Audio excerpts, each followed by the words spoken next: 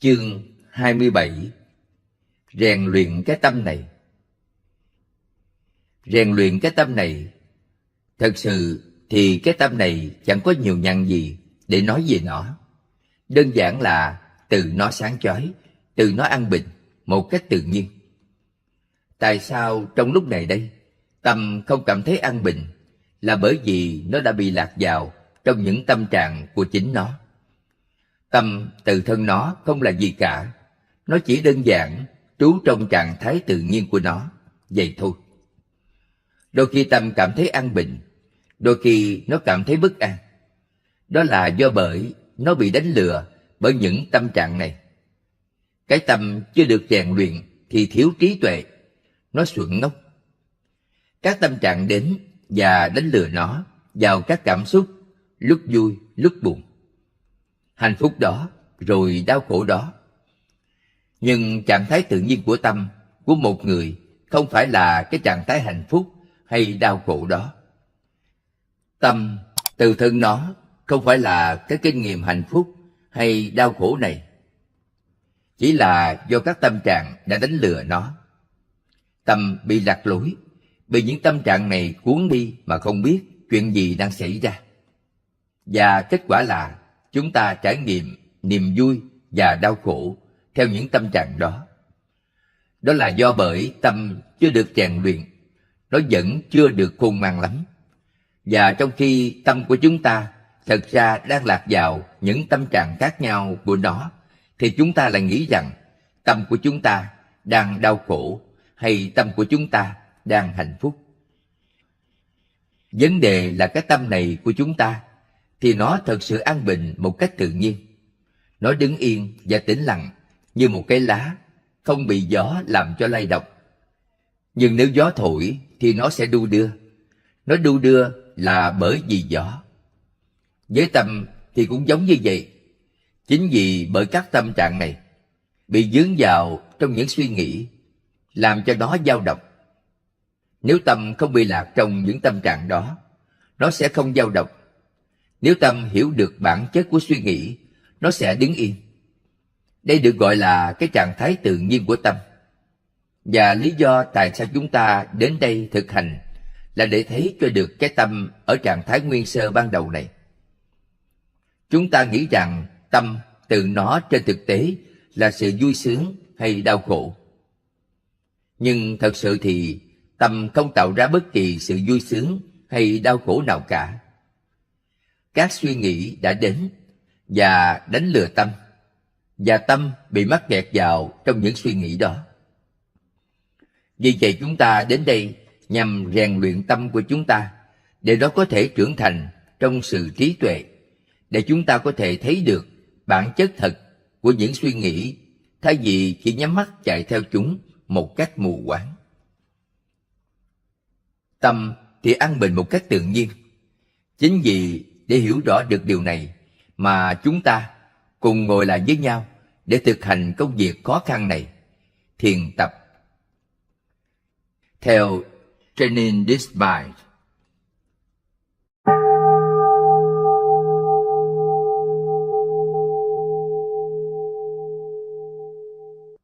Chương 28. Thiền vắng lặng và minh sát. Làm cho tâm tĩnh lặng có nghĩa là tìm một sự quân bình đúng mực. Nếu các ông cố ép tâm quá mức, nó sẽ đi quá đà. Nếu các ông không cố gắng đủ, các ông sẽ không đến được điểm đến, nó sẽ trượt qua điểm quân bình. Thường thì tâm không đứng yên, lúc nào nó cũng dao động. Chúng ta phải cố gắng để làm cho tâm mạnh lên. Luyện tập cho thân khỏe mạnh và luyện tập cho tâm khỏe mạnh thì chẳng giống nhau. Để làm cho thân mạnh khỏe, các ông phải tập thể dục. Các ông phải thúc để nó làm việc và hoạt động nhằm làm cho nó mạnh lên. Nhưng để làm cho tâm mạnh lên, có nghĩa là làm cho nó an bình. Đừng để nó lăng xăng, nghĩ chuyện này chuyện nọ. Với hầu hết mọi người chúng ta, tâm chẳng bao giờ an bình, vì nó chẳng bao giờ có năng lực định. Vì vậy chúng ta phải thiết lập một ranh giới để cho tâm sinh hoạt trong giới hạn đó. Chúng ta ngồi thiền, trú vào người biết. Nếu chúng ta ép hơi thở quá dài hay quá ngắn, chúng ta bị mất quân bình, tâm sẽ không an bình. Điều này cũng giống như chúng ta mới tập sử dụng máy may, đạp bằng bàn đạp. Đầu tiên chúng ta tập đạp máy may để có được sự phối hợp nhịp nhàng trước khi chúng ta thực sự may cái gì đó. Theo dõi hơi thở cũng tương tự như vậy. Chúng ta đừng bận tâm đến việc hơi thở phải dài hay ngắn, mạnh hay yếu ra sao. Chúng ta chỉ ghi nhận nó. Nó như thế nào, chúng ta cứ việc để nó như thế ấy. Chúng ta thở một cách tự nhiên và theo dõi sự thở. Khi chúng ta thở vào, thở ra một cách quân bình, chúng ta mới dùng sự thở làm đề mục thiền của chúng ta. Khi chúng ta thở vào, chặng đầu hơi thở sẽ ở tại chóp mũi, chặng giữa hơi thở tại ngực và chặng cuối của hơi thở là ở bụng. Đây là con đường của hơi thở. Khi chúng ta thở ra, chặng đầu của hơi thở là bụng, chặng giữa tại ngực và chặng cuối tại chóp mũi. Chúng ta chỉ đơn thuần ghi nhận con đường của hơi thở này tại ba nơi: chóp mũi, ngực và bụng. Chúng ta ghi nhận tại ba điểm này để làm cho tâm vững chắc, hạn chế các sinh hoạt của tâm để chánh niệm và tỉnh giác có thể sinh khởi một cách dễ dàng. Khi sự chú ý của chúng ta đã ổn định tại ba điểm này, chúng ta có thể buông bỏ chúng. Chỉ ghi nhận sự thở vào và sự thở ra. Tập trung tại một nơi duy nhất là chóp mũi hay là vùng môi trên, nơi mà luồng hơi vào, ra xúc chạm. Chúng ta không phải theo dõi hơi thở nữa, mà chỉ thiết lập chánh niệm trước mặt chúng ta tại chóp mũi và ghi nhận hơi thở tại một điểm này, vào ra, vào ra. Chẳng cần phải nghĩ đến một cái gì đó đặc biệt, chỉ tập trung vào nhiệm vụ đơn giản này ngay trong hiện tại. Hãy giữ cho tâm có mặt một cách liên tục. Chẳng có gì khác hơn để làm, chỉ thở vào và thở ra. Chẳng bao lâu sau, tâm sẽ trở nên an bình và hơi thở trở nên tế, thân và tâm trở nên nhẹ nhàng. Nếu việc thực hành đúng thì chúng ta sẽ đạt được trạng thái như vậy. Khi đang ngồi thiền, tâm trở nên vi tế. Nhưng cho dẫu chúng ta đang ở trong bất kỳ trạng thái nào, chúng ta phải nhận thức rõ việc đó, phải biết nó. Ở đó là sự hiện diện các sinh hoạt của tâm cùng với sự vắng lặng. Có tầm. Tầm là hành động hướng tâm đến đề mục quán chiếu. Nếu không có nhiều chánh niệm thì sẽ không có nhiều tầm, rồi theo sau đó là tứ. Sự quán chiếu qua đề mục đó. Có một số cảm xúc yếu sinh khởi khi các giác quan tiếp xúc với đối tượng của chúng thỉnh thoảng sinh khởi. Nhưng sự tỉnh giác của chúng ta là điều quan trọng. Bất cứ điều gì đang xảy ra, chúng ta phải biết, ghi nhận nó một cách liên tục. Khi chúng ta vào sâu hơn trong định, chúng ta phải luôn luôn biết về trạng thái thiền của chúng ta. Phải biết tâm chúng ta có kháng khích trên đề mục một cách vững chắc hay không. Vì vậy, định và sự tỉnh giác, cả hai đều có mặt. Có một cái tâm an bình không có nghĩa rằng chẳng có điều gì sinh khởi. Cảm xúc có sinh khởi khi các giác quan tiếp xúc với các đối tượng của chúng. Thí dụ khi chúng ta nói về tầng thiền thứ nhất, chúng ta nói nó có 5 thiền chi. Cùng với tầm và tứ, hỷ sẽ sinh khởi, cùng với đề mục quán chiếu, và rồi sau đó là lạc. Tất cả 4 thiền chi này cùng nằm với nhau trong một cái tâm đã được kiến lập trong sự vắng lặng. Tất cả chúng cùng là một trạng thái. Thiền chi thứ 5 là Ekagata, hay nhất tâm. Các ông chắc sẽ thắc mắc, làm sao có thể có sự nhất tâm khi vẫn còn có 4 chi thiền khác này? Đây là do tất cả chúng ta đều trở nên hợp nhất trên nền tảng của sự vắng lặng đó. Tất cả các chi thiền đó cùng được gọi chung là định. Chúng không phải là những trạng thái hàng ngày của tâm, chúng là những thiền chi. Có 5 đặc điểm này, nhưng chúng không làm nhiễu loạn sự vắng lặng căn bản. Có tầm, nhưng nó không làm phiền tâm. Tứ, hỷ và lạc sinh khởi, nhưng chúng không làm phiền tâm. Tâm vì vậy hợp nhất với 5 chi thiền này thành một. Tầng thiền đầu tiên là như vậy đấy. Chúng ta không cần gọi nó là tầng thiền thứ nhất, tầng thiền thứ hai, tầng thiền thứ ba, vân vân. Hãy chỉ đơn giản gọi là một cái tâm an bình. Khi tâm dần dần trở nên mỗi lúc một an tịnh hơn, nó sẽ từ bỏ tầm và tứ để có được hỷ và lạc. Tại sao tâm từ bỏ tầm và tứ? Đây là do tâm càng ngày càng trở nên vi tế hơn. Các hoạt động của tầm và tứ quá thô, không thể giữ lại. Tại giai đoạn này, khi tâm từ bỏ tầm và tứ, cảm giác hỷ mạnh mẽ có thể sinh khởi, nước mắt có thể trào ra. Nhưng khi định sâu hơn, hỷ cũng sẽ bị loại bỏ, chỉ còn chừa lại lạc và sự nhất tâm, cho đến khi cuối cùng ngay cả lạc cũng phải ra đi và tâm đạt đến trạng thái vi tế nhất. Chỉ còn sự quân bình, xả và sự nhất tâm hay nhất điểm. Tất cả những thứ khác đều bị bỏ lại. Tâm đứng yên, bất động. Một khi tâm an bình thì việc này có thể xảy ra. Các ông không phải suy nghĩ nhiều về nó, tự nó sẽ xảy ra khi các nhân tố làm nhân cho sự nhất tâm sinh khởi, chín mùi. Đây được gọi là năng lực của một cái tâm an bình. Trong trạng thái này, tâm không buồn ngủ, hôn trầm. 5 triền cái, tham, sân, hôn trầm và thụy miên, ngủ, trào hối, hoài nghi, tất cả đều biến mất. Nhưng nếu năng lực tâm vẫn không mạnh và chánh niệm yếu, thỉnh thoảng sẽ có những cảm xúc sinh khởi khi các giác quan tiếp xúc cảnh không mời mà đến. Tâm an bình nhưng dường như có sự dẫn đục trong sự tĩnh lặng đó. Tuy vậy, nó không phải là một dạng lơ mơ buồn ngủ thông thường. Một số cảm giác sẽ thể hiện. Có thể chúng ta sẽ nghe thấy một âm thanh hay thấy hình ảnh một con chó hay một cái gì đó. Nó không thật sự rõ ràng, nhưng nó cũng không hẳn là một giấc mơ. Đây là do 5 thiền chi bị mất cân bằng và yếu. Tâm thường chơi khăm trong những mức độ vắng lặng này. Hình ảnh thỉnh thoảng sẽ sinh khởi khi tâm ở trong trạng thái này qua bất kỳ một giác quan nào, và hành giả không thể nói chính xác là chuyện gì đang xảy ra. Mình đang ngủ à? Không. Nó có phải là giấc mơ không? Không, nó không phải là một giấc mơ. Những cảm giác này sinh khởi từ một trạng thái tâm đạt đến sự vắng lặng, chỉ ở mức trung bình.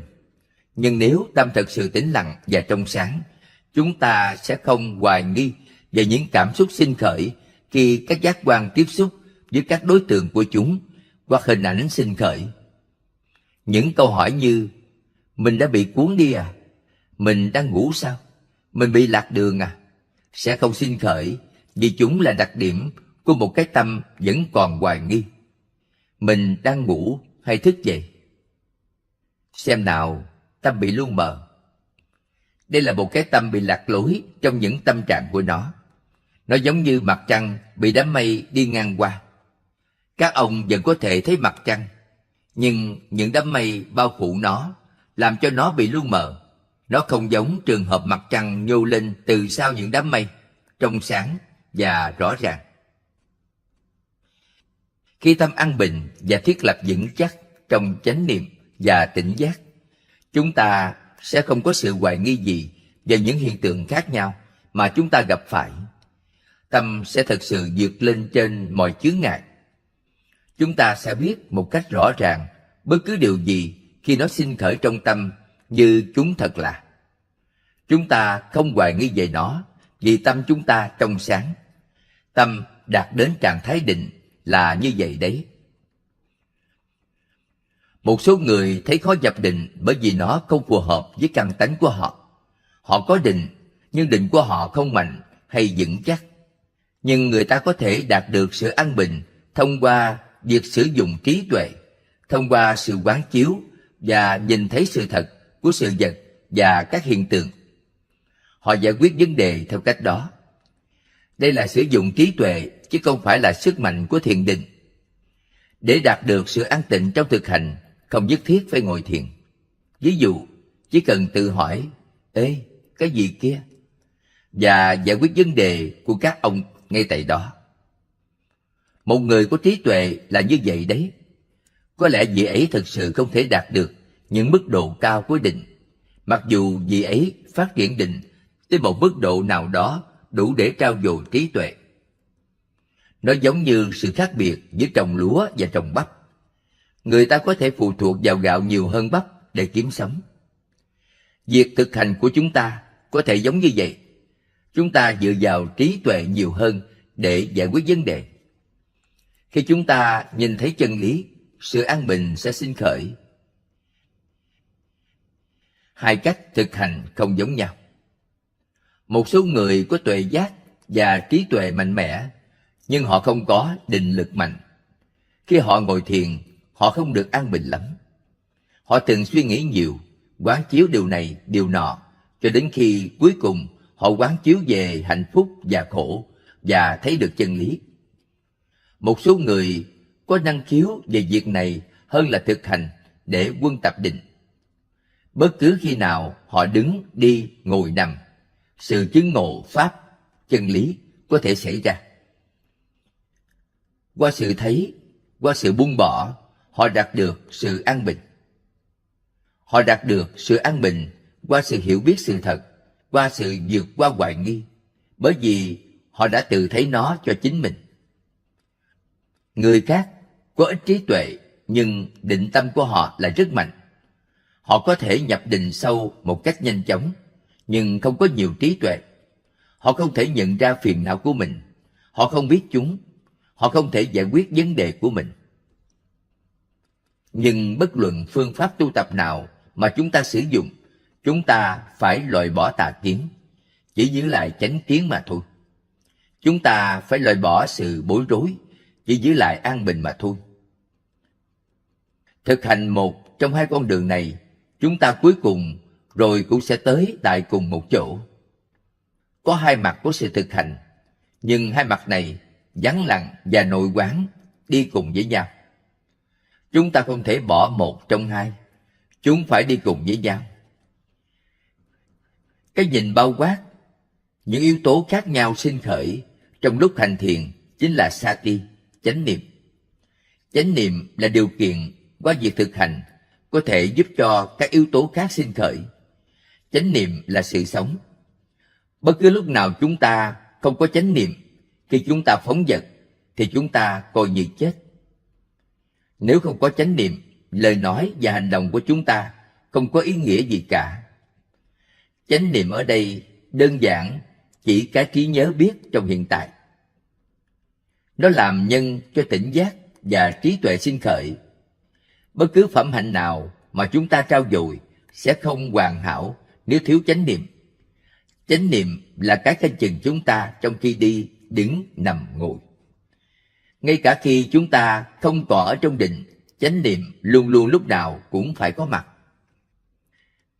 Bất luận chúng ta làm điều gì, chúng ta phải thận trọng, vì một cảm giác hổ thẹn sẽ sinh khởi. Chúng ta sẽ cảm thấy hổ thẹn về những việc không đúng mà chúng ta sẽ làm. Khi hổ thẹn tăng trưởng, sự tự chủ cũng tăng trưởng theo. Khi sự tự chủ tăng trưởng, phóng dật sẽ tăng biến. Ngay cả khi chúng ta không ngồi thiền, những yếu tố này vẫn hiện diện trong tâm. Giải thích, hổ thẹn ở đây là một cảm giác thiện dựa trên sự hiểu biết về nhân quả, chứ không phải là một cảm xúc tội lỗi. Và điều này sinh khởi là do chúng ta trau dồi chánh niệm. Hãy dung bồi chánh niệm. Đây là cái phẩm chất giám sát công việc chúng ta đang làm. Nó có giá trị thật sự. Chúng ta lúc nào cũng phải tự biết chính mình. Nếu chúng ta tự biết chính mình như thế này, cái đúng sẽ tự nhận ra nó từ cái sai. Con đường sẽ trở nên rõ ràng, và nhân của tất cả mọi sự hổ thẹn sẽ tan biến, trí tuệ sẽ sinh khởi. Chúng ta có thể gom sự thực hành này lại với nhau thành giới, định và tuệ. Hãy tự chủ, hãy tự kiểm soát, đây là giới. Thiết lập tâm vững chắc nằm trong sự kiểm soát đó là định. Có sự hiểu biết trọn vẹn, đầy đủ trong những sinh hoạt mà chúng ta đang làm là tuệ. Việc thực hành nói tóm gọn chỉ là giới, định và tuệ, hay nói cách khác, đó chính là con đường, không có con đường nào khác. Theo Tranquility and Insight, chương 29, con đường trong sự hòa hợp. Bài pháp này được ghép lại từ hai bài pháp thuyết ở Anh Quốc vào năm 1977 và năm 1979. Hôm nay tôi muốn hỏi tất cả các ông đã chắc chưa? Các ông có chắc trong việc hành thiền của các ông không? Tôi hỏi như vậy vì ngày nay có rất nhiều người dạy thiền, cả tu sĩ và cư sĩ, và tôi e rằng các ông có thể phải chịu sự do dự và hoài nghi. Nếu chúng ta hiểu một cách rõ ràng, chúng ta sẽ có thể làm cho tâm an bình và vững chãi. Các ông nên hiểu con đường bát chánh như là đạo đức, giới, sự tập trung, định và trí tuệ, tuệ. Con đường hợp nhất lại với nhau chỉ đơn giản như thế này thôi. Sự thực hành của chúng ta là làm cho con đường này sinh khởi bên trong chúng ta. Khi ngồi thiền, chúng ta được dạy là nhắm mắt, đừng nhìn vào bất cứ cái gì, vì bây giờ chúng ta sẽ nhìn thẳng vào tâm. Khi chúng ta nhắm mắt, sự chú ý của chúng ta đi vào bên trong. Chúng ta thiết lập sự chú ý của chúng ta trên hơi thở, tập trung sự cảm nhận của chúng ta ở đó, đặt chánh niệm của chúng ta tại đó. Khi các yếu tố của con đường hòa hợp với nhau, chúng ta sẽ có thể nhìn thấy hơi thở, cảm xúc, tâm và các đối tượng của tâm như chúng thật là.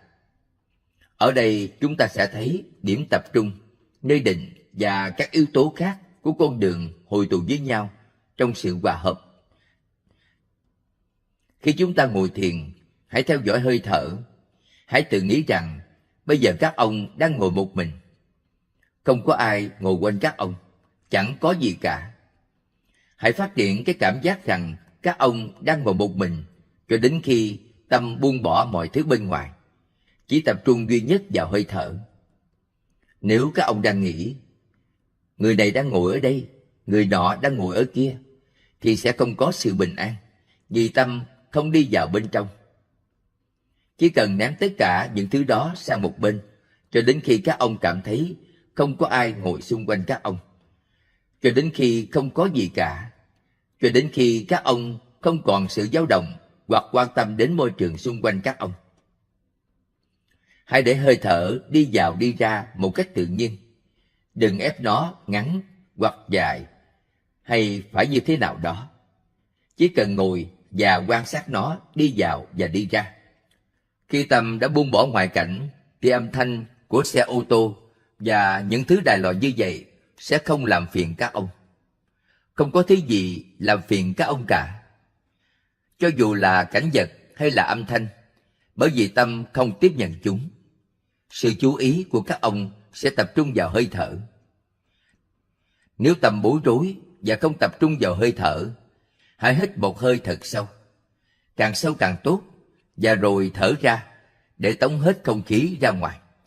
Làm như thế này 3 lần và sau đó thiết lập lại sự chú ý của các ông. Tâm sẽ trở nên định tĩnh. Tâm định tĩnh trong một thời gian, sau đó nó có thể bồn chồn và bối rối trở lại là điều tự nhiên. Khi điều này xảy ra, hãy tập trung, thở sâu lại lần nữa, và rồi đưa sự chú ý trở lại với hơi thở. Chỉ cần tiếp tục thực hành như thế này, sau nhiều lần như vậy, thì các ông sẽ trở nên thuần thục hơn. Tâm sẽ buông bỏ tất cả các biểu hiện bên ngoài. Các đối tượng bên ngoài gây ấn tượng cho tâm sẽ không xâm nhập được vào tâm. Chánh niệm sẽ được thiết lập một cách vững chắc. Khi tâm trở nên vi tế hơn, thì hơi thở cũng trở nên vi tế hơn. Các cảm xúc sẽ càng lúc càng trở nên vi tế hơn, và hành giả thấy thân và tâm mình trở nên nhẹ. Sự chú ý của chúng ta chỉ tập trung vào bên trong. Chúng ta thấy hơi thở vào và hơi thở ra một cách rõ ràng. chúng ta thấy rõ tất cả mọi cảm xúc. Ở đây chúng ta sẽ thấy sự hợp nhất của giới, định và tuệ. Đây được gọi là con đường trong sự hòa hợp. Khi có sự hòa hợp này, tâm của chúng ta sẽ không bị bối rối. Nó sẽ hợp nhất với nhau thành một. Đây được gọi là định an chỉ. Sau khi quan sát hơi thở một lúc lâu, hơi thở có thể trở nên rất vi tế. Sự tỉnh giác, nhận thức rõ về hơi thở sẽ dần dần không còn nữa. Chỉ còn mỗi sự tỉnh giác đơn thuần mà thôi. Hơi thở có thể trở nên quá vi tế đến nỗi nó biến mất. Có thể chúng ta chỉ đang ngồi mà dường như không thở gì cả. Trên thực tế thì vẫn có sự thở. Có nhưng dường như không có. Đây là do tâm đã đạt tới trạng thái vi tế nhất của nó. Chỉ còn mỗi sự tỉnh giác đơn thuần mà thôi. Nó còn vi tế hơn cả hơi thở. Đến đây xuất hiện cái biết rằng hơi thở đã biến mất. Chúng ta sẽ lấy gì để làm đề mục thiền của chúng ta? Chúng ta chỉ cần lấy cái biết này làm đề mục thiền của chúng ta. Có nghĩa là nhận thức rõ rằng không có hơi thở. Những điều bất ngờ có thể xảy ra vào thời điểm này. Một số người kinh nghiệm chúng, một số thì không. Nếu chúng sinh khởi, chúng ta nên vững vàng và có chánh niệm mạnh mẽ. Một số người thấy rằng hơi thở đã biến mất và hoảng sợ. Họ sợ họ có thể chết. Ở đây tình huống như thế nào thì chúng ta nên biết nó y như vậy. Chúng ta chỉ đơn giản ghi nhận rằng không có hơi thở và lấy đó làm đối tượng của sự tỉnh giác của chúng ta. Chúng ta có thể nói rằng đây là loại định vững chắc nhất. Chỉ có một trạng thái vững chắc, bất động của tâm. Có thể thân sẽ trở nên quá nhẹ, như thể không có thân gì cả. Chúng ta cảm thấy như đang ngồi trong không gian trống rỗng, hoàn toàn trống rỗng. Mặc dù điều này xem ra hết sức bất thường, nhưng các ông nên hiểu rằng không có gì phải lo lắng cả. Hãy thiết lập tâm của các ông vững vàng như thế. Khi tâm được hợp nhất một cách vững chắc, thì những gì tai nghe, mũi ngửi, lưỡi nếm vị, thân xúc chạm và tâm tiếp xúc với các trạng thái tâm sẽ không làm phiền được nó. Hành giả có thể ngồi trong trạng thái đó bao lâu tùy thích, sẽ không có cảm giác đau làm phiền chúng ta. Khi định đạt tới mức độ này, chúng ta có thể xuất ra khỏi nó khi nào chúng ta muốn. Nhưng nếu chúng ta xuất ra khỏi định, thì chúng ta làm như vậy một cách thoải mái. Không phải vì chúng ta đã chán với nó hoặc vì mệt mỏi. Chúng ta xuất ra vì chúng ta đã cảm thấy đủ. Chúng ta cảm thấy thoải mái. Chúng ta không có vấn đề gì cả. Nếu chúng ta có thể phát triển loại định này, thì nếu chúng ta ngồi khoảng 30 phút hoặc 1 giờ, tâm sẽ mát mẻ và an tịnh trong nhiều ngày. Khi tâm mát mẻ và an tịnh như thế này, nó thanh tịnh. Bất cứ điều gì chúng ta trải nghiệm, tâm sẽ tiếp nhận và thẩm sát. Đây là hoa trái của định.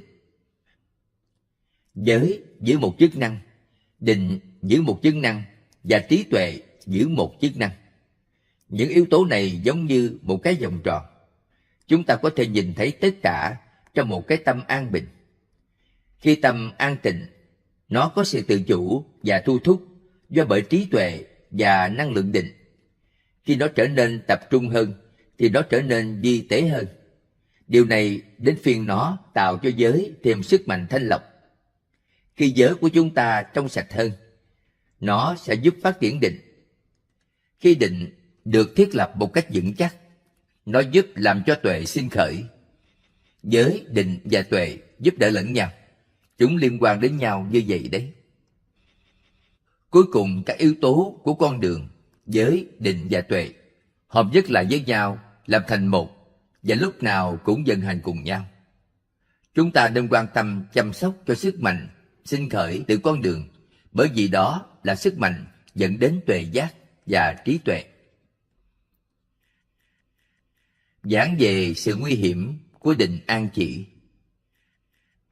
Định an chỉ có thể mang lại cho hành giả nhiều tai hại hoặc đem lại nhiều sự lợi lạc. Các ông không thể nói nó chỉ đem lại một thứ, chỉ có tai hại hoặc lợi lạc không thôi. Đối với người không có trí tuệ thì định sẽ có hại. Nhưng đối với người có trí tuệ, nó có thể mang đến cho người ấy lợi lạc thật sự. Đó có thể dẫn đến tuệ giác. Cái mà định an trị có thể gây hại cho hành giả chính là nhập vào các tầng thiền định với sự tĩnh lặng sâu và miên mật. Định này mang lại sự an bình vô cùng to lớn. Nơi nào có an bình, nơi đó có hạnh phúc. Khi có hạnh phúc, sự chấp thủ và bám níu vào hạnh phúc sinh khởi. Hành giả không muốn quán chiếu bất cứ điều gì khác.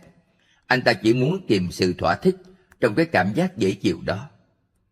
Khi chúng ta đã thực hành một thời gian dài, chúng ta có thể trở nên thành thạo trong việc nhập định và nhập định một cách nhanh chóng. Ngay khi chúng ta bắt đầu ghi nhận đề mục của chúng ta, tâm đi vào sự tĩnh lặng và chúng ta không còn muốn trở ra để thẩm sát bất cứ điều gì. Chúng ta mắc kẹt vào trạng thái hạnh phúc đó. Đây là một sự nguy hiểm đối với những ai đang thực hành thiền. Chúng ta phải sử dụng cận định. Ở đây chúng ta đi vào sự tĩnh lặng, và rồi khi tâm đã đủ an tịnh, chúng ta quay trở ra và quán xét sinh hoạt bên ngoài. Quán xét bên ngoài với một cái tâm an tịnh sẽ làm cho trí tuệ sinh khởi. Điều này thật khó hiểu, bởi vì sự quán xét đó hầu như chẳng khác gì với việc suy nghĩ và tưởng tượng thông thường. Khi sự suy nghĩ có mặt ở đó, chúng ta có thể nghĩ rằng tâm không an bình. Nhưng thực tế thì sự suy nghĩ đang diễn ra bên trong sự tĩnh lặng. Có sự quán chiếu nhưng nó không quấy rầy sự tĩnh lặng. Chúng ta còn có thể chủ động suy nghĩ để lấy nó làm đối tượng cho sự quán chiếu. Ở đây chúng ta tiếp nhận sự suy nghĩ để quán chiếu nó, chứ chẳng phải là chúng ta đang suy nghĩ không mục đích hay đang suy đoán lung tung. Nó là một cái gì đó sinh khởi từ một cái tâm an bình. Đây được gọi là tỉnh giác trong sự tĩnh lặng và tĩnh lặng trong sự tỉnh giác. Nếu đó chỉ là một sự suy nghĩ và tưởng tượng thông thường thì tâm sẽ không an bình, tâm sẽ bị bối rối. Nhưng tôi không đang nói về suy nghĩ thông thường. Đây là một cảm xúc sinh khởi từ một cái tâm an bình. Nó được gọi là quán chiếu. Trí tuệ sinh khởi ngay tại đây. Quý độc giả và hành giả có thể đọc chương 40, quán chiếu là gì, để hiểu rõ hơn về sự quán chiếu. Vì vậy có thể có định đúng hay chánh định, và định sai hay tà định. Tà định xảy ra khi ta bước vào trạng thái tĩnh lặng mà không có sự tỉnh giác gì cả. Hành giả có thể ngồi 2 tiếng đồng hồ hoặc suốt cả ngày, nhưng tâm không hề biết họ đang ở đâu hoặc điều gì đã xảy ra. Tâm của hành giả không biết gì cả. Có sự tĩnh lặng, nhưng tất cả chỉ có vậy. Nó giống như có một con dao được mài bén mà chúng ta không màng đến việc sử dụng nó. Đó là một loại an tịnh theo kiểu si mê, do không có sự tỉnh giác. Hành giả có thể nghĩ mình đã đạt đến thực tại tối hậu, vì vậy hành giả không màng tìm kiếm bất kỳ điều gì khác. Ở mức độ này, trạng thái định có thể là kẻ thù. Trí tuệ không thể sinh khởi vì không hề có sự nhận thức về đúng hay sai. Với chánh định thì bất kể sự tĩnh lặng đạt đến mức độ nào đều có nhận thức rõ ràng. Luôn luôn có sự chánh niệm và tỉnh giác đầy đủ. Đó chính là định, có thể làm cho trí tuệ sinh khởi. Hành giả không thể bị lạc trong đó. Hành giả nên hiểu rõ điều này. Chúng ta không thể thực hành mà không có sự tỉnh giác này. Nó phải có mặt từ lúc bắt đầu cho đến khi kết thúc. Loại định này không có sự nguy hiểm.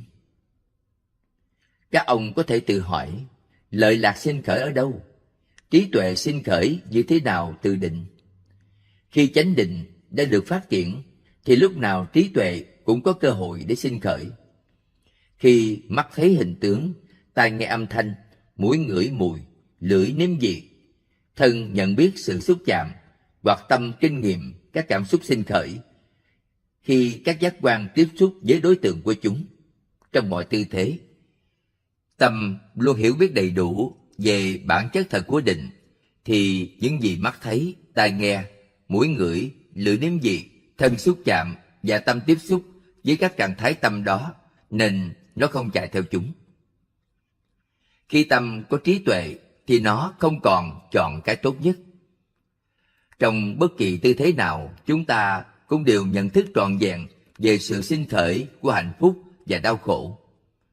Chúng ta buông bỏ cả hai điều này. Chúng ta không bám lấy chúng. Đây được gọi là sự thực hành đúng. Nó có mặt trong mọi tư thế. Cụm từ tất cả mọi tư thế này không chỉ nói về các tư thế của thân không thôi, mà còn nói đến cái tâm. Cái tâm lúc nào cũng có chánh niệm và tỉnh giác. Khi định đã phát triển đúng đắn, thì trí tuệ sinh khởi như vậy đấy. Đây được gọi là tuệ giác, sự hiểu biết về chân lý. Có hai loại an bình, thô và tế. Sự an bình đến từ thiền định mới chỉ là loại an bình thô. Khi tâm an bình thì có hạnh phúc.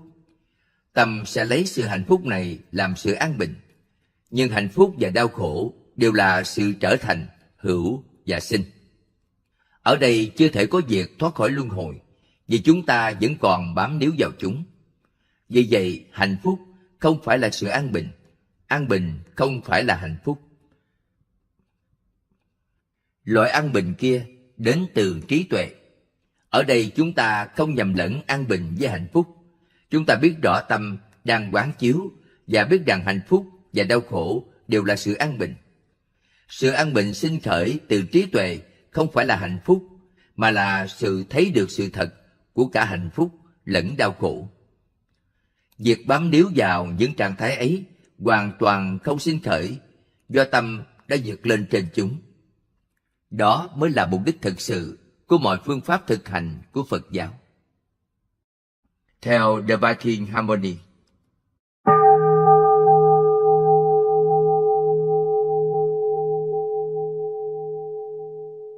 Chương 30.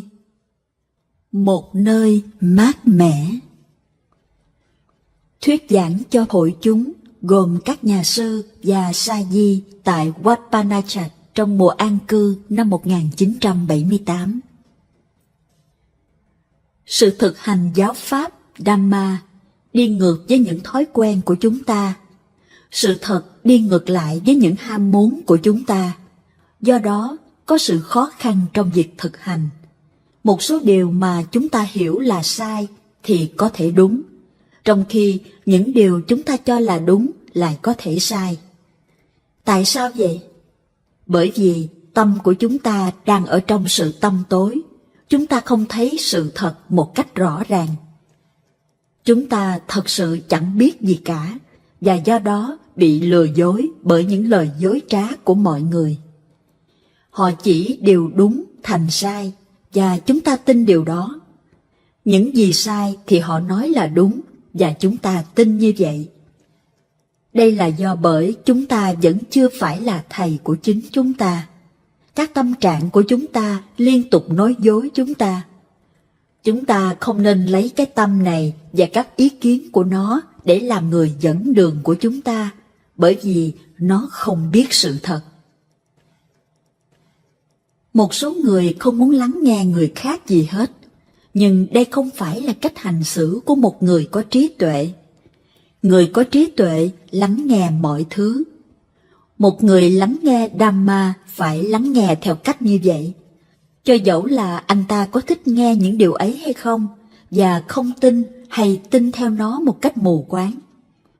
Anh ta phải luôn ở tại cái dấu hiệu báo cho biết rằng anh đang ở giữa, điểm giữa, và không được dễ vui. Anh ta chỉ lắng nghe và rồi quán chiếu để cho những kết quả đúng theo đó sinh khởi. Một người có trí tuệ nên quán chiếu và tự nhìn thấy nhân và quả cho chính mình trước khi anh ta tin tưởng vào những gì anh ta nghe thấy. Ngay cả khi vị thầy nói sự thật, thì cũng đừng tin vào điều đó, bởi vì các ông vẫn chưa biết sự thật đó cho chính mình. Điều này xảy ra cho tất cả chúng ta, ai cũng vậy thôi, kể cả bản thân tôi. Tôi đã thực hành trước các ông. Tôi đã nhìn thấy nhiều lời nói dối trước đây. Ví dụ, sự thực hành này thật sự khó khăn, thật sự khó khăn. Tại sao việc thực hành này lại khó khăn? Chỉ vì chúng ta suy nghĩ không đúng, chúng ta không có chánh kiến. Trước đây, tôi đã sống cùng với các nhà sư khác, nhưng tôi cảm thấy sống như vậy là không đúng.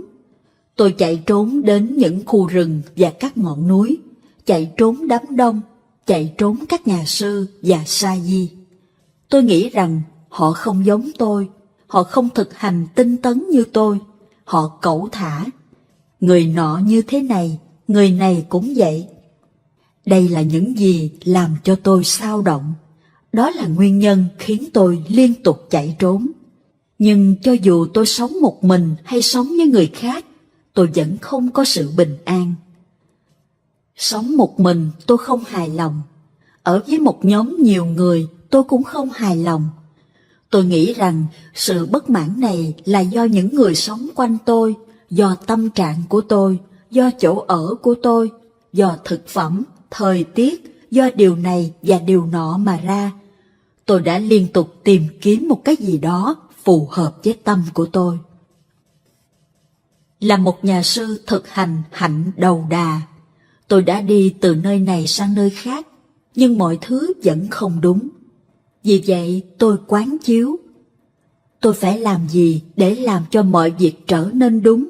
Tôi có thể làm gì? Sống với nhiều người tôi không hài lòng. Sống chỉ với một vài người tôi cũng không hài lòng. Lý do là gì vậy? Tôi đã không thể nhìn thấy nó. Tại sao tôi không hài lòng? Bởi vì tôi đã có cái thấy sai lầm, tà kiến. Đúng thế. Bởi vì tôi vẫn bám vào Dhamma. Đi đâu tôi cũng bất mãn, suy nghĩ rằng chỗ này không tốt, chẳng có gì tốt cả. Cứ như thế mãi. Tôi đổ lỗi cho người khác, tôi đổ lỗi cho thời tiết, nóng và lạnh, tôi đổ lỗi cho mọi thứ. Giống như một con chó điên, nó cắn bất cứ thứ gì nó gặp, bởi vì nó điên. Khi tâm như thế này, thì chúng ta không bao giờ có thể ở yên một chỗ để mà tu hành. Hôm nay chúng ta cảm thấy tốt, ngày mai lại cảm thấy không tốt. Lúc nào cũng thấy như vậy. Chúng ta không có được sự mãn nguyện hoặc an bình. Đức Phật đã từng nhìn thấy một con dã can, một con chó rừng, chạy ra khỏi khu rừng nơi nó ở. Nó đứng yên một lúc, sau đó nó chạy vào các bụi cây và rồi lại chạy ra. Sau đó nó chạy vào một cái thân cây rỗng, rồi lại chạy ra trở lại. Rồi nó đi vào một cái hang, đi vào chỉ để chạy trở ra. Phút này nó đứng, phút kế tiếp nó chạy, rồi nó nằm xuống, sau đó nó lại nhảy lên. Con dã can bị ghẻ lở. Khi nó đứng, ghẻ lở ăn vào da của nó, vì vậy nó phải chạy. Khi chạy, nó vẫn không thoải mái, vì vậy nó đứng lại. Khi đứng lại, nó vẫn không thấy thoải mái, vì vậy nó nằm xuống. Và rồi nó nhảy lên, chạy vào bụi cây, chạy vào thân cây rỗng, không bao giờ ở yên một chỗ. Đức Phật dạy: Này các tỳ khưu, hồi chiều các ông có thấy con chó rừng đó không? Đứng nó khổ, chạy nó khổ, ngồi nó khổ, nằm nó khổ. Ở trong bụi cây, thân cây rỗng hoặc trong hang động, nó đều khổ. Nó đổ cho sự khó chịu của nó cho lỗi của đứng. Nó đổ lỗi cho ngồi. Nó đổ lỗi cho chạy và cho nằm. Nó đổ lỗi cho cây rỗng, cho bụi cây và hang động. Trong thực tế, vấn đề không nằm trong những điều đó. Con dã can đó bị ghẻ lở. Vấn đề là do ghẻ lở. Là các nhà sư, chúng ta cũng giống như con dã can đó. Sự bất mãn của chúng ta là do tà kiến. Bởi vì chúng ta đã không thực hành thu thúc các căn, nên chúng ta đổ sự đau khổ của chúng ta cho những thứ bên ngoài. Cho dù chúng ta sống ở Wat Pa Pong, ở Mỹ hay ở London, chúng ta đều không hài lòng. Đi đến sống tại Mumbai hay bất kỳ chi nhánh tu viện nào khác, chúng ta vẫn không hài lòng. Tại sao vậy? Bởi vì chúng ta vẫn còn quan kiến sai lầm bên trong chúng ta. Cho dẫu đi đâu, chúng ta đều không hài lòng. Con chó đó, nếu ghẻ lỡ của nó được chữa lành, thì đi đâu nó cũng hài lòng. Trường hợp của chúng ta cũng giống như vậy. Tôi thường phản tỉnh trên điều này, và tôi cũng thường dạy cho các ông điều này, bởi vì nó rất quan trọng. Nếu chúng ta biết được sự thật của những tâm trạng khác nhau của chúng ta sẽ có được sự hài lòng. Cho dù trời nóng hay lạnh, chúng ta đều hài lòng. Cho dù sống với nhiều người hoặc chỉ với vài người, chúng ta đều hài lòng. Sự hài lòng không phụ thuộc vào số người mà chúng ta sống với họ, nó chỉ đến từ chánh kiến. Nếu chúng ta có chánh kiến, thì ở đâu chúng ta cũng đều hài lòng. Nhưng hầu hết chúng ta đều có quan kiến sai lầm, tà kiến. Nó giống như một con giòi. Con giòi sinh sống ở nơi dơ bẩn. Thực phẩm của nó là thứ dơ bẩn, nhưng chúng lại phù hợp với giòi. Nếu các ông lấy một cái que và khều nó ra khỏi cục phân, con giòi sẽ cố gắng bò trở lại. Việc này giống như khi vị thầy dạy chúng ta nhìn cho đúng, thì chúng ta chống đối lại. Những gì vị thầy dạy khiến chúng ta cảm thấy không thoải mái, chúng ta chạy trở về lại đống phân của chúng ta, bởi vì đó là nơi chúng ta cảm thấy thoải mái. Tất cả chúng ta đều như vậy cả. Nếu chúng ta không nhìn thấy những hậu quả có hại đến từ những quan kiến sai lầm của chúng ta, thì chúng ta không thể buông bỏ chúng, việc thực hành do đó sẽ khó. Vì vậy, chúng ta nên lắng nghe. Ngoài việc lắng nghe ra, không có gì khác để thực hành. Nếu chúng ta có chánh kiến, bất cứ nơi nào chúng ta đi đến, chúng ta đều hài lòng. Tôi đã thực hành và nhìn thấy điều này. Ngày nay có rất nhiều nhà sư, sa di và cư sĩ đến gặp tôi. Nếu tôi vẫn không biết, nếu tôi vẫn còn có tà kiến, thì giờ đây tôi đã chết mất rồi. Chỗ dựa đúng đắn cho các nhà sư, nơi mát mẻ, chính là chánh kiến. Chúng ta không nên tìm kiếm bất cứ thứ gì khác. Vì vậy, mặc dù các ông có thể không vui, nhưng điều đó không quan trọng. Sự đau khổ đó không chắc chắn. Sự đau khổ của các ông có tự ngã không? Nó có thực chất không? Nó có thật không? Tôi không thấy nó thật gì cả. Sự đau khổ chỉ đơn thuần là một thứ cảm xúc. Nó xuất hiện như một tia chớp, lóe lên và rồi biến mất. Hạnh phúc cũng giống như vậy. Hạnh phúc có vững bền không? Nó có thật sự là một thực thể không? Nó chỉ đơn giản là một thứ cảm xúc, dục lóe lên và rồi biến mất. Đó, nó sinh khởi và sau đó nó hoại diệt. Tình yêu chỉ lóe lên trong một khoảnh khắc và rồi biến mất. Sự thường hằng trong tình yêu, hoặc ghét, hoặc oán giận, ở đâu? Trong thực tế, không có thực thể nào ở đó cả. Chúng chỉ là những cảm xúc bùng lên trong tâm và rồi hoại diệt. Chúng liên tục đánh lừa chúng ta. Chúng ta không thể tìm thấy sự chắc chắn ở bất cứ đâu. Đức Phật đã dạy rằng khi đau khổ sinh khởi, nó trụ lại một thời gian và rồi biến mất. Khi đau khổ biến mất, hạnh phúc sinh khởi, kéo dài trong một thời gian và sau đó nó hoại diệt. Khi hạnh phúc biến mất, đau khổ lại sinh khởi và cứ tiếp tục như vậy. Cuối cùng, chúng ta có thể nói chỉ mỗi điều này. Ngoài sự sinh, sự sống và cái chết đầy đau khổ thì không có gì cả. Chỉ có mỗi điều này thôi. Nhưng chúng ta là những người vô minh không ngừng chạy theo và chộp lấy nó. Chúng ta không bao giờ nhìn thấy sự thật của nó, rằng nó đơn giản chỉ là sự thay đổi liên tục. Nếu chúng ta hiểu điều này, thì chúng ta không cần phải suy nghĩ nhiều, nhưng chúng ta lại có được nhiều trí tuệ. Nếu chúng ta không biết, thì chúng ta sẽ có suy nghĩ nhiều hơn trí tuệ. Và có thể chúng ta không có trí tuệ gì cả. Chỉ cho đến khi nào chúng ta thật sự nhìn thấy những kết quả gây hại của các hành động của chúng ta, thì chúng ta mới có thể từ bỏ chúng. Tương tự, chỉ cho đến khi chúng ta nhìn thấy những lợi lạc thật sự của việc thực hành, thì chúng ta mới có thể thực hành theo đó và bắt tay vào việc làm cho tâm tốt. Nếu chúng ta cắt một khúc gỗ và vứt nó xuống sông, nếu khúc gỗ đó không bị chìm hoặc bị mục hoặc bị mắc cạn ở bờ bên này hay bờ bên kia, thì khúc gỗ đó chắc chắn sẽ trôi ra đến tận biển. Sự thực hành của chúng ta có thể so sánh với điều này. Nếu các ông thực hành theo con đường mà Đức Phật đã đề ra, thực hành nó với sự không do dự, thì các ông sẽ vượt qua hai điều. Hai điều đó là gì? Đó là hai cực đoan mà Đức Phật nói rằng chúng không phải là con đường của một hành giả chân chánh.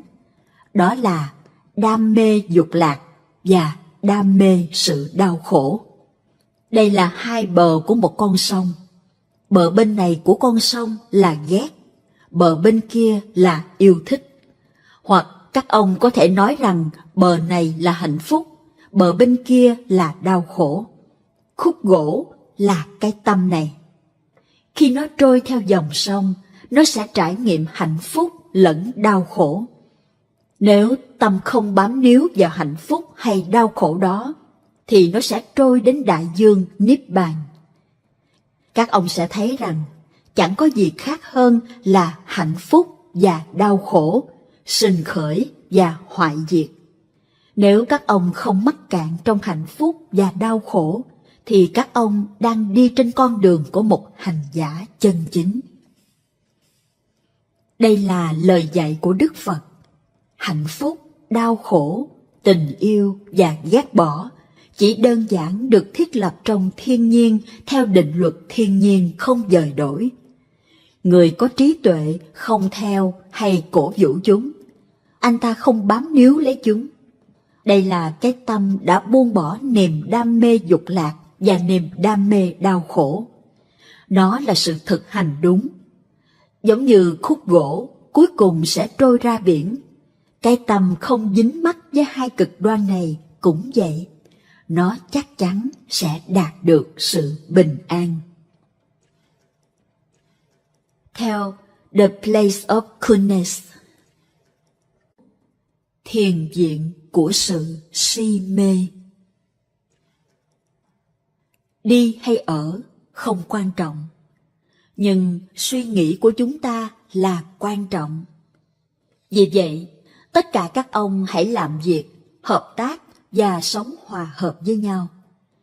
Nó sẽ là di sản mà các ông tạo ra ở đây, Wat Pa Nanachat, Bun Wai, thiền viện quốc tế trong rừng tại quận Bun Wai.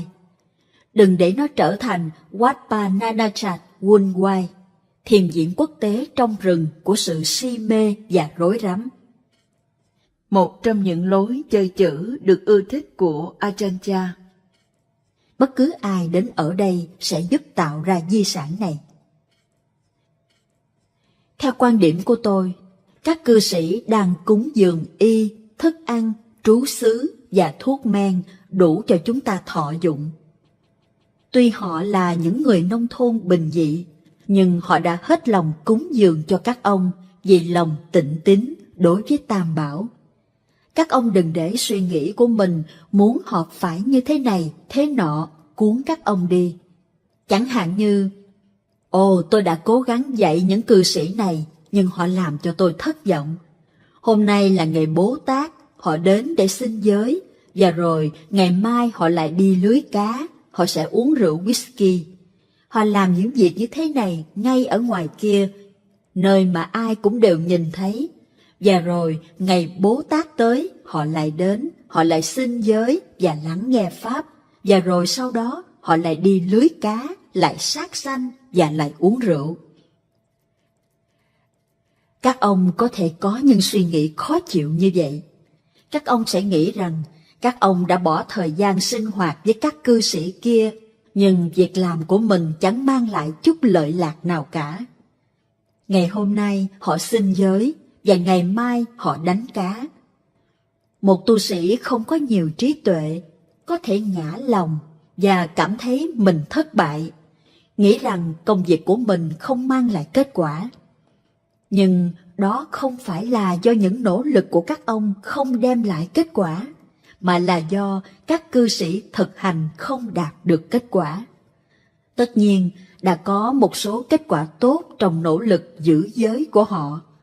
Vậy, khi có tình huống như vậy xảy ra, và chúng ta bắt đầu cảm thấy đau khổ về nó, thì chúng ta nên làm gì? Chúng ta quán chiếu bên trong tự thân để nhận ra rằng những ý định tốt của chúng ta đã đem lại một số lợi lạc và đã có một số ý nghĩa.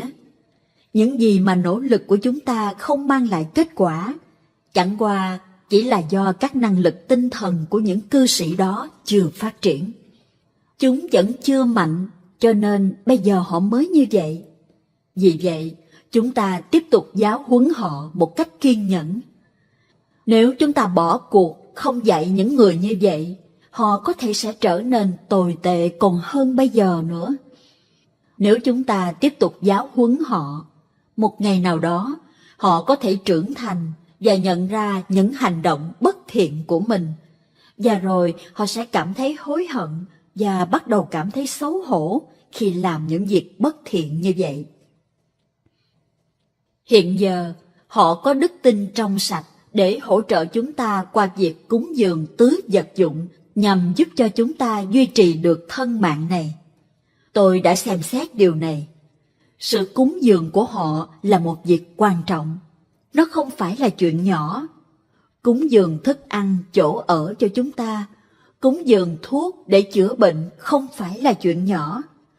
Chúng ta đang thực hành để có thể thành tựu Niết Bàn, Nibbana. Nếu chúng ta không có thức ăn để thọ dụng, việc thành tựu Nibbana sẽ khó lắm đấy. Làm sao để chúng ta ngồi thiền? Làm sao chúng ta có thể xây dựng tu viện này nếu không có sự cúng dường của các cư sĩ? Chúng ta nên nhận ra năng lực tinh thần của người khác khi nó chưa trưởng thành. Vậy chúng ta nên làm gì? Chúng ta giống như một người bán thuốc. Có thể các ông đã nhìn thấy hoặc nghe thấy những người bán thuốc lái xe quanh thiền viện với loa phóng thanh chào bán các loại thuốc khác nhau để chữa các thứ bệnh khác nhau. Những người hay bị nhức đầu hoặc gặp vấn đề về tiêu hóa có thể đến để mua. Chúng ta có thể nhận tiền của những người đến mua thuốc của chúng ta, nhưng chúng ta không lấy tiền của những người không mua bất cứ thứ gì. Chúng ta có thể cảm thấy vui với những người đã mua một thứ gì đó. Nếu những người khác ở trong nhà của họ không đi ra ngoài để mua thuốc, chúng ta không nên giận họ vì điều đó. Chúng ta không nên chỉ trích họ. Nếu chúng ta dạy cho mọi người nhưng họ không thể thực hành một cách đúng đắn, chúng ta không nên nổi giận với họ. Đừng như vậy. Đừng chỉ trích họ mà cứ tiếp tục hướng dẫn cho họ và dẫn dắt họ đi cùng. Khi nào năng lực tinh thần của họ đã chín mùi, họ sẽ muốn thực hành sao cho đúng. Cũng giống như khi đang bán thuốc, chúng ta cứ làm công việc kinh doanh của chúng ta. Những người bị bệnh tật gây phiền hà thì họ sẽ mua. Những người không có nhu cầu mua thuốc để uống, có thể họ không đang bị bệnh tật gì. Vì vậy, đừng bận tâm. Cứ giữ vững với thái độ như vậy thì các vấn đề sẽ được giải quyết. Cũng có những tình huống tương tự như vậy xảy ra vào thời của Đức Phật. Chúng ta muốn dạy tốt, nhưng vì lý do nào đó chúng ta không làm được như vậy. Có thể năng lực tinh thần của chính chúng ta chưa đủ trưởng thành. Ba la mật, parami của chúng ta chưa tròn đủ. Nó giống như quả vẫn còn đang phát triển trên cây. Các ông không thể ép chúng phải ngọt. Chúng vẫn chưa chín tới, chúng còn non và chua. Đơn giản chỉ vì chúng chưa chín. Các ông không thể ép chúng phải lớn hơn, ngọt hơn và buộc chúng phải chín. Các ông phải để cho chúng tự chín theo đúng bản chất của chúng. Thời gian trôi qua và mọi thứ sẽ thay đổi. Mọi người có thể trưởng thành về mặt tinh thần. Thời gian trôi qua, trái cây sẽ phát triển, chín mùi và ngọt theo đúng quy luật phát triển của chúng. Với một thái độ như vậy, các ông có thể thoải mái. Nhưng nếu các ông thiếu kiên nhẫn và bất mãn, các ông cứ tiếp tục hỏi, tại sao trái xoài này lại không ngọt? Tại sao nó chua? Nó vẫn còn chua vì nó chưa chín. Đó là bản chất của trái cây. Con người trên thế gian cũng giống như vậy. Điều này làm cho tôi nghĩ đến lời dạy của Đức Phật về 4 loại hoa sen. Một số vẫn còn nằm trong bùn, một số đã vươn ra khỏi bùn nhưng vẫn còn nằm ở dưới mặt nước, một số nằm ngang mặt nước, và một số đã vươn lên khỏi mặt nước và nở hoa. Đức Phật đã có thể giáo huấn cho rất nhiều chúng sanh với căn tánh khác nhau, vì Ngài hiểu rõ những mức độ phát triển tâm linh khác nhau của họ. Chúng ta nên suy nghĩ về điều này để không cảm thấy bị áp lực bởi những gì đang xảy ra tại đây. Chỉ cần tự coi mình như một người bán thuốc. Trách nhiệm của các ông là quảng cáo và làm cho thuốc có sẵn để bán. Nếu ai đó bị bệnh, họ có thể đến và mua nó. Tương tự như vậy, nếu năng lực tinh thần của con người đã trưởng thành đầy đủ, một ngày nào đó họ có thể phát triển lòng tịnh tín. Đây không phải là cái mà chúng ta có thể buộc họ phải làm. Nhìn vấn đề theo cách này, chúng ta sẽ ổn. Sống ở đây, trong tu viện này, chắc chắn là có ý nghĩa. Nó không phải là không có sự lợi lạc. Tất cả các ông hãy cùng nhau thực hành một cách hòa hợp và thân thiện với nhau. Khi các ông gặp chướng ngại và đau khổ, hãy nhớ lại những phẩm hạnh của Đức Phật. Sự hiểu biết mà Đức Phật đã chứng ngộ là gì? Đức Phật đã dạy những gì? Giáo pháp Dhamma chỉ ra điều gì? Tăng đoàn Sangha thực hành ra làm sao? Hãy luôn niệm ân đức của Tam Bảo. Việc này sẽ đem lại nhiều sự lợi lạc. Cho dù các ông là người Thái hoặc là người đến từ các quốc gia khác, cũng chẳng có gì quan trọng. Điều quan trọng là phải duy trì sự hòa hợp và hãy làm việc cùng nhau. Mọi người từ khắp mọi nơi đến thăm thiền viện này. Khi mọi người đến Wat Papong, tôi thuyết phục họ đến đây để thăm thiền viện này, để thấy sự thực hành ở đây. Đây là một di sản các ông đang tạo dựng. Dường như mọi người đều sinh khởi lòng tịnh tín và vui mừng vì ngôi thiền viện đang được tạo dựng này. Vì vậy, đừng quên bản thân mình. Các ông nên dẫn dắt mọi người thay vì để cho họ dẫn dắt các ông. Hãy nỗ lực hết mình để thực hành cho tốt và ổn định cuộc sống tu tập của mình cho thật vững chắc. Kết quả tốt rồi sẽ đến. Có sự hoài nghi nào về việc thực hành các ông cần giải quyết bây giờ không? Hỏi và đáp. Hỏi: khi tâm không suy nghĩ nhiều, nhưng nó ở trong một trạng thái si ám, tối tăm và đờ đẫn, có cách gì để làm cho nó sáng tỏ? Hay là chúng ta cứ tiếp tục ngồi với trạng thái đó? Đáp: lúc nào cũng vậy, hay tình trạng này chỉ xảy ra khi ông đang ngồi thiền? Trạng thái si ám này chính xác là như thế nào? Nó có phải là sự thiếu trí tuệ không? Hỏi: khi ngồi thiền, con không bị buồn ngủ, nhưng tâm của con cảm thấy tối tăm, kiểu như tâm bị đặt lại hoặc mờ đục. Đáp: vì vậy, ông muốn làm cho tâm của ông có trí tuệ, phải không? Hãy thay đổi tư thế và đi thiền hành cho nhiều vào. Đó là một điều cần phải làm. Ông có thể thiền hành liền một mạch 3 giờ đồng hồ, cho đến khi ông thật sự cảm thấy mệt. Hỏi: con thiền hành một vài giờ một ngày, và con thường suy nghĩ nhiều trong khi đi. Nhưng điều thật sự làm cho con bận tâm là trạng thái tâm si ám này khi con ngồi. Con có nên cố gắng nhận thức rõ về nó và buông bỏ, hoặc có một phương pháp nào đó con nên sử dụng để chống lại nó? Đáp: tôi nghĩ có lẽ đã không có sự cân bằng giữa các tư thế của ông. Khi thiền hành, ông suy nghĩ nhiều. Vì vậy, ông nên quán chiếu nhiều trong khi đi. Quán chiếu một lúc rồi ngưng, rồi lại tiếp tục quán chiếu rồi ngưng. Làm như vậy, tâm có thể rút lui khỏi sự suy nghĩ. Nó sẽ không dính vào đó. Nhưng đừng bận tâm. Trong thời gian này, hãy dành nhiều thời gian cho thiền hành hơn. Tập trung vào thiền hành. Và rồi, nếu phát hiện tâm đang đi lang thang, hãy kéo nó ra khỏi sự suy nghĩ lan man và thực hành quán chiếu. Chẳng hạn như hãy thẩm sát thân. Ông đã bao giờ làm điều đó một cách liên tục chưa? Hay đó chỉ là sự quán chiếu không thường xuyên, lâu lâu mới làm một lần? Khi ông trải nghiệm trạng thái tâm si ám này, ông có thấy khổ không? Hỏi: con cảm thấy nản lòng vì trạng thái tâm của mình. Con không phát triển định hoặc tuệ được. Đáp: khi ông có trạng thái tâm như vậy, khổ sẽ sinh khởi vì sự không biết do tâm mờ đục. Có sự hoài nghi về việc tại sao tâm lại như thế này. Nguyên tắc quan trọng trong thiền tập là bất cứ điều gì xảy ra cũng đừng hoài nghi về nó. Hoài nghi chỉ làm đau khổ tăng thêm. Nếu tâm sáng và tỉnh táo, đừng hoài nghi về điều đó. Đó chỉ là một trạng thái của tâm.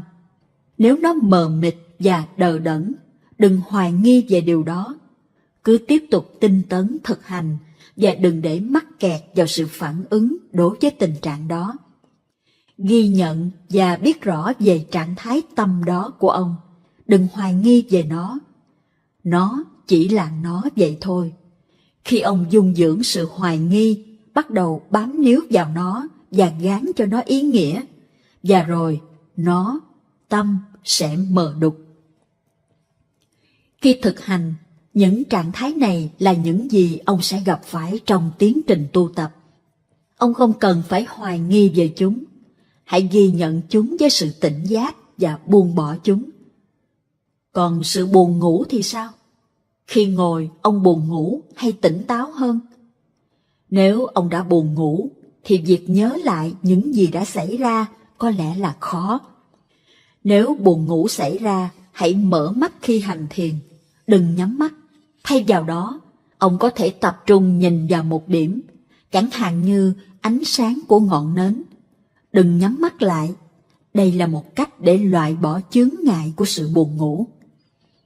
Khi đang ngồi thiền, thỉnh thoảng ông có thể nhắm mắt, và nếu tâm của ông trong sáng, không buồn ngủ, ông có thể tiếp tục ngồi nhắm mắt.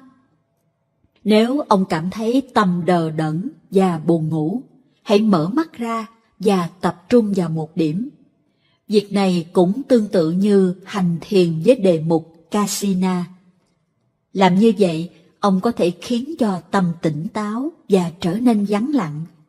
Cái tâm buồn ngủ thì không vắng lặng, nó bị các chướng ngại làm cho tối tăm và nó rơi vào sự si ám. Chúng ta cũng nên nói về giấc ngủ. Ông không thể cứ thực hành mãi mà không ngủ. Ngủ là bản chất tự nhiên của cơ thể. Nếu ông đang thiền và ông không thể chịu đựng được cơn buồn ngủ, hoàn toàn buồn ngủ, hãy để cho mình ngủ. Đây là một cách để dập tắt chướng ngại khi nó áp đảo ông. Mặt khác, trong tiến trình thực hành, nếu ông là người có khuynh hướng hay buồn ngủ, hãy mở mắt ra. Một lúc sau, hãy nhắm mắt lại và kiểm tra trạng thái tâm của ông. Nếu nó trong sáng, ông có thể nhắm mắt lại để thực hành. Thực hành một thời gian thì sau đó lại nghỉ ngơi. Một số người luôn chiến đấu chống lại sự buồn ngủ.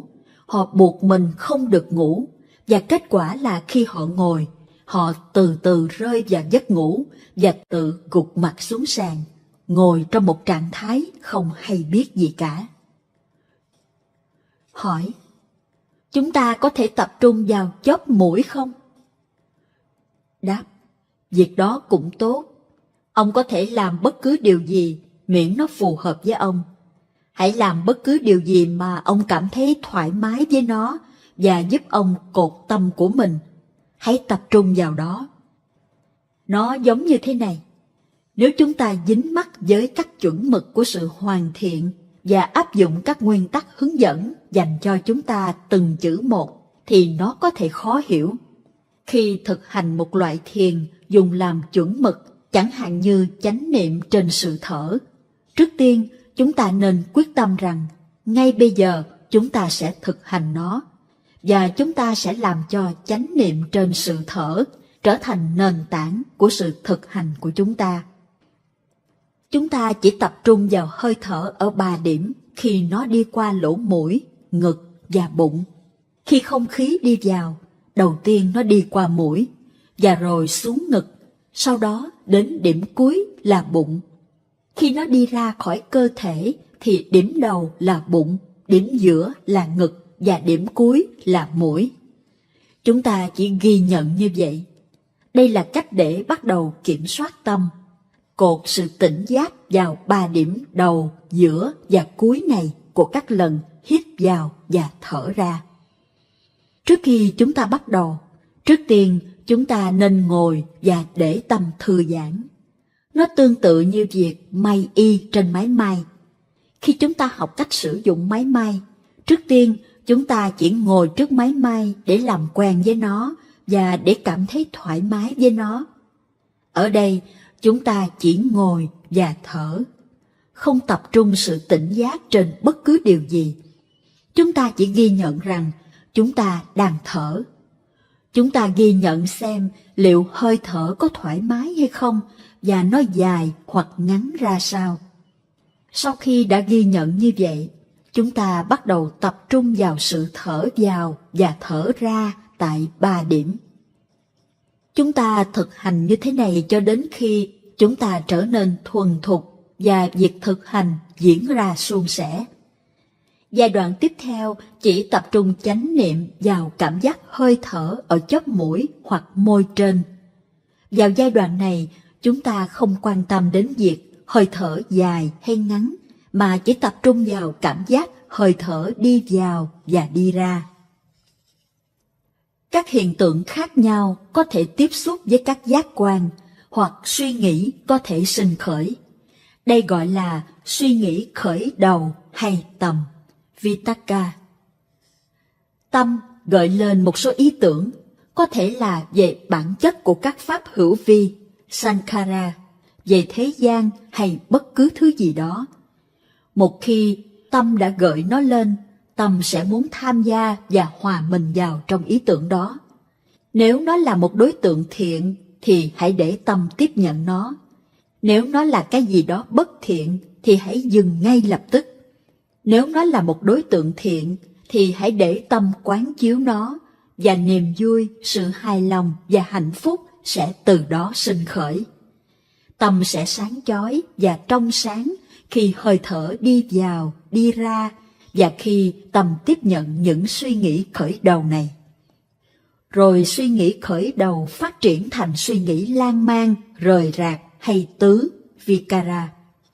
Tâm phát triển sự quen thuộc với đối tượng, tự nỗ lực và hòa mình vào trong đối tượng đó. Tại thời điểm này, không có sự buồn ngủ. Sau khi suy nghĩ lan man, rời rạc, tứ, một khoảng thời gian vừa đủ, hãy đưa sự chú ý của ông trở lại với hơi thở. Và rồi khi ông tiếp tục thực hành, ông sẽ thấy suy nghĩ ban đầu và suy nghĩ lan man, rời rạc tiếp tục sinh khởi, đan xen với nhau.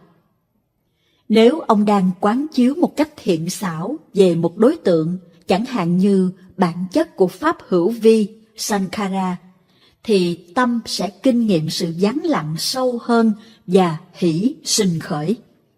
Có Vitakka, tầm, và Vikara, tứ, và điều đó dẫn đến sự hạnh phúc của tâm. Vào thời điểm này sẽ không có bất kỳ sự đờ đẫn hay buồn ngủ. Tâm sẽ không si ám nếu chúng ta thực hành như thế này, nó sẽ vui và có sự thích thú. Trạng thái hỷ này sau một lúc sẽ bắt đầu giảm dần và biến mất. Vì vậy, ông có thể bắt đầu trở lại với suy nghĩ khởi đầu. Tâm trụ vững chắc trên suy nghĩ khởi đầu, không còn sự phân tâm. Sau đó, ông lại tiếp tục suy nghĩ lan man, rời rạc, và tâm tự đồng hóa để trở thành một với nó. Khi ông thực hành một đề mục thiền phù hợp với căn tánh của mình và thực hành tốt, bất cứ khi nào ông tiếp nhận đối tượng, hỷ sẽ sinh khởi. Lông trên thân dựng đứng, tâm thích thú và cảm thấy thỏa mãn. Khi ông thực hành như thế này, thì không thể có sự đờ đẫn hay buồn ngủ gì cả. Ông sẽ không có sự hoài nghi. Cứ tới lui giữa suy nghĩ khởi đầu và suy nghĩ lan man, rời rạc. Suy nghĩ ban đầu và suy nghĩ lan man, rời rạc. Cứ làm tới làm lui như thế, và hỷ sẽ sinh khởi. Và rồi sau đó sẽ có lạc, sukha. Điều này xảy ra trong ngồi thiền. Sau khi ngồi một lát, ông có thể đứng dậy và thiền hành. Tâm khi đi thiền hành có thể giống như khi ngồi thiền. Nó không buồn ngủ, nó có tầm, vitakka, và tứ, vikara. Vitakka và vikara, và rồi hỷ sinh khởi.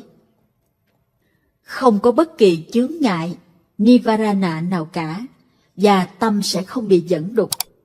Bất cứ điều gì xảy ra, đừng bận tâm.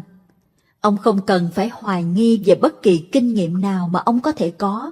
Nó có thể là ánh sáng, sự an lạc hoặc bất cứ điều gì. Đừng dung dưỡng sự hoài nghi về những trạng thái này của tâm. Nếu tâm si ám, nếu tâm sáng tỏ, đừng dính mắc với những trạng thái này. Đừng bám níu vào chúng. Hãy buông bỏ, loại bỏ chúng. Cứ thiền hành, cứ ghi nhận những gì đang diễn ra mà không để bị dính mắc hoặc tham đắm vào đó. Đừng đau khổ vì những trạng thái này của tâm, đừng hoài nghi về chúng. Chúng chỉ là chính chúng, vậy thôi. Chúng vận hành theo đường lối của các hiện tượng của tâm. Đôi khi tâm vui, đôi khi nó buồn. Có thể có hạnh phúc hay đau khổ. Có thể có sự chướng ngại. Thay vì hoài nghi, hãy hiểu rằng các trạng thái của tâm là như vậy đó. Bất cứ điều gì đang biểu hiện là quả của nhân đã chín mùi. Tại thời điểm này, trạng thái này đang biểu hiện. Đó là những gì ông nên nhận ra. Ngay cả khi tâm của ông si ám, ông cũng không cần phải buồn bực về điều đó. Nếu nó trở nên sáng chói, đừng quá vui vẻ vì điều đó. Đừng hoài nghi về những trạng thái này của tâm, hoặc về những phản ứng của ông đối với chúng. Hãy thiền hành cho đến khi ông thật sự mệt mỏi, sau đó chuyển sang ngồi thiền. Khi ông ngồi thiền, hãy quyết tâm ngồi thiền, đừng ngồi chiếu lệ. Nếu ông buồn ngủ, hãy mở mắt và tập trung vào một đối tượng nào đó. Hãy đi cho đến khi tâm tự tách khỏi những suy nghĩ và trở nên tĩnh lặng. Sau đó chuyển sang ngồi. Nếu tâm của ông trong trẻo và tỉnh táo, ông có thể nhắm mắt lại. Nếu ông lại buồn ngủ, hãy mở mắt ra và nhìn vào một vật nào đó. Đừng cố gắng thực hành như thế này cả ngày lẫn đêm. Khi ông cần ngủ, hãy đi ngủ. Việc này cũng giống như thức ăn của chúng ta. Chúng ta ăn mỗi ngày một bữa. Đến bữa ăn, chúng ta nạp thức ăn vào cơ thể. Nhu cầu về giấc ngủ cũng hệt như vậy. Đến lúc ngủ, hãy nghỉ ngơi một chút. Khi ngủ nghỉ đã đủ, hãy thức ngay dậy. Đừng để tâm lơ mơ trong sự đờ đẫn. Hãy thức dậy và làm việc. Hãy bắt đầu thực hành. Hãy thiền hành cho nhiều. Nếu ông đi chậm và tâm trở nên đờ đẫn, thì hãy đi nhanh. Hãy tìm hiểu để tìm ra một tốc độ đúng cho chính mình.